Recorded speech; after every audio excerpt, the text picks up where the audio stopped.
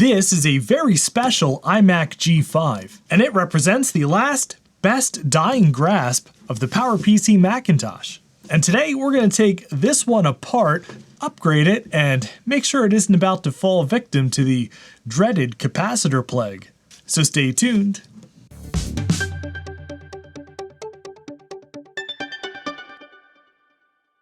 And if you enjoy spending enormous amounts of time and energy to lovingly resurrect e-waste, I hope you'll consider subscribing to the channel.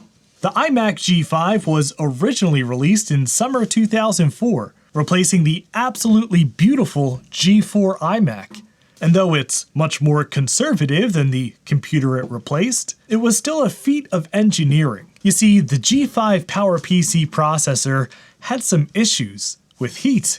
The PowerMac G5 towers were basically designed as giant wind tunnels to keep those CPUs cool. This is why we never saw a G5 powered laptop. But this particular iMac is very special. In fact, I think it's one of the rarest Apple computers that no one ever thinks about. It is the iSight variant of the iMac G5. It was only sold for about 2 months before Apple's transition to Intel. But inside, it's the best guts ever put into a PowerPC iMac. Maybe some Apple engineer just had the foresight that one day some weird nerd would want to play around with 64-bit PowerPC Linux in a convenient, all-in-one form factor. Thanks. Anyway, we need to take this thing apart. I want to put an SSD in here, which actually requires quite a bit of disassembly. But I also want to take a look at the capacitors on the main board, because I think this is of the era of the capacitor plague, so if we see any leaky capacitors, we should probably replace them. Right after this quick word about today's sponsor, PCBWay. Not only does PCBWay offer high-quality PCB prototyping and production, but they also offer things like on-site PCB assembly, sourcing some of the components themselves with the turnkey service, as well as high-quality 3D printing, injection molding, CNC machining, and even sheet metal fabrication. They're an all-in-one solution, one stop for all of your manufacturing needs, for big jobs and small jobs alike. PCBWay has been a longtime sponsor of this channel, but more importantly, a longtime supporter of the retro computing hobby and community. So many great retro projects have come to life thanks to PCBWay's low prices, fast turnaround, and the friendliest service in the business. So if you have any PCB or prototyping needs, this is the perfect time to give PCBWay.com a try. So I did test this thing when I first got it at VCF Midwest, where it was very generously donated to the channel. Thank you very much for that, by the way. I've been looking for one of these for ages. But let's just make sure it still boots. Oh, that's a healthy chime. Let's see what we're working with here. Yeah, there's our 2.1 gigahertz PowerPC G5, and this thing has been upgraded to 1.5 gigs of RAM, which means there is a 1 gig stick in here, since this actually has 512 megs of built-in memory. All right, on to the towel of shame with you.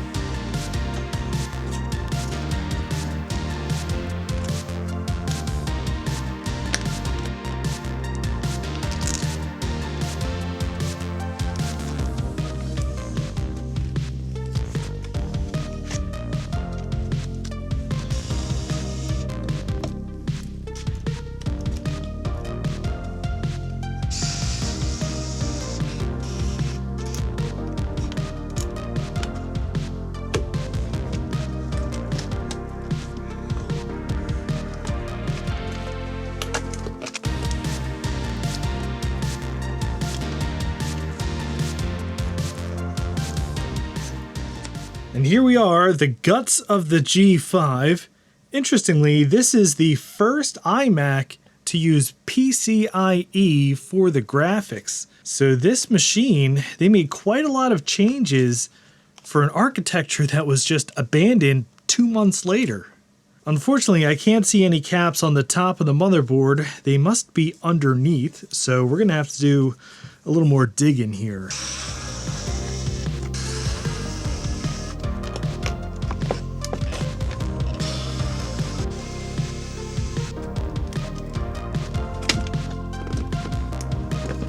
You know, the caps on the power supply here look totally fine.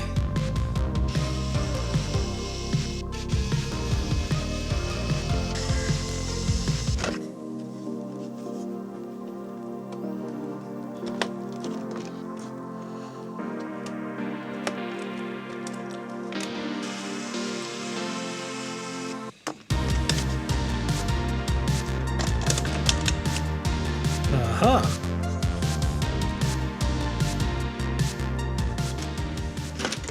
So I see evidence that someone has been in here before.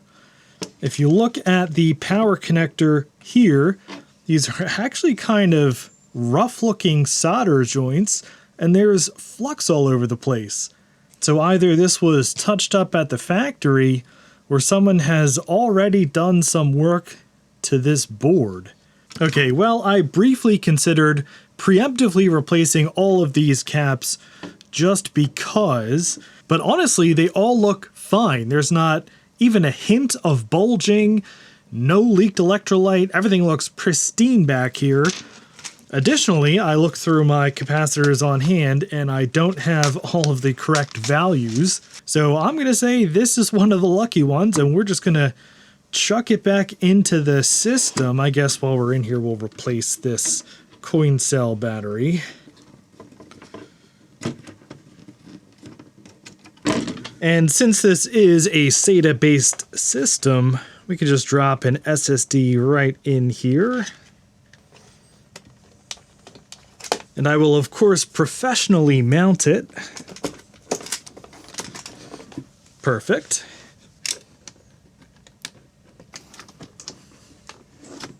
All right, while we're still lying on the table here, let's give it a quick test and make sure it's survived the Action Retro treatment. Hey, it chimes. I dare say this thing has survived. All right, before we put all the screws back in, let's make sure this thing likes the SSD with a quick install of this totally legitimate copy of macOS 10 Tiger. All right, optical drive works. Boy, these fans are really going. Aw, sweet, disk utility sees it. Successfully partitioned, and let's see if we can install macOS 10. Oh yeah, install successful. Camera works too, nice. Everything seems to be working. Oh my god. Let's get the case back together and then see if we can find a 4 GB stick of memory that this thing likes. One screw left over. Nailed it. All right, let's try this 4 GB stick of Crucial. No, that's showing 1.5 gigs. All right, I don't see a size on this one. It just says Smart. Quite convenient, this RAM slot. All right, well, apparently that is also a 1 GB stick because we're showing 1.5 gigs.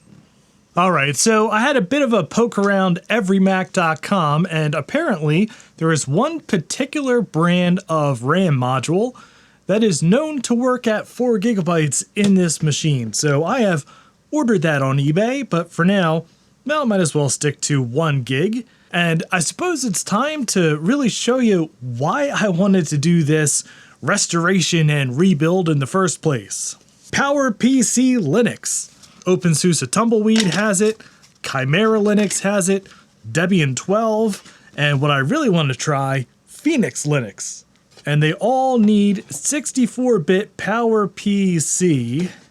Well, some of them have 32-bit PowerPC, but they really shine on 64-bit PowerPC, which should even allow us to do things like run a relatively modern Firefox. Oh yeah, look at that, the Phoenix Linux installer booting up. Phoenix Linux is quite an interesting distro that I'm pretty sure a lot of you have never heard of, and I have never actually played around with. So I'm really excited to give it a try on this machine.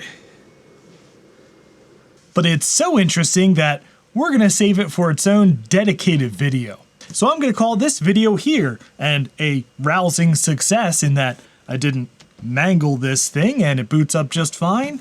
And hopefully we'll have 4.5 gigs of RAM in this pretty soon. But if you enjoyed this video, I'd appreciate a thumbs up. And if you'd like to see more stuff like this, please subscribe down below. And thank you very much for watching. And a special thanks to Alex Hoffman, Alex the Rat, Andrew Nicholson, April White, Chris Biggs, Chris Calderon, Chris Nelson, Control-Alt-Reese, Darren Johnstone, Dave's Garage, Drew Hamlin, Eduardo Fonseca, 3 Hours 9, Frodo Jedi, Gaspar Heller, George Rzansky, Graham, Greg from Rutk Mods, Harris Brody, JS, James Fryman, James Laurie, Jason Pepas, Camille Rakowski, Lyle Truid, Matthew Crowell, Nick Daniels, Oh It's Just Jose, Paul Spencer, Ryan, Scott Cedarbaum, Scott Thompson, Steve Salavan, Tom Woodfin, Unknown Soldier 41, Veronica Explains, and Xantronics Industrial, who are my highest tiered patrons and all of my Patreon supporters for helping to make these videos possible.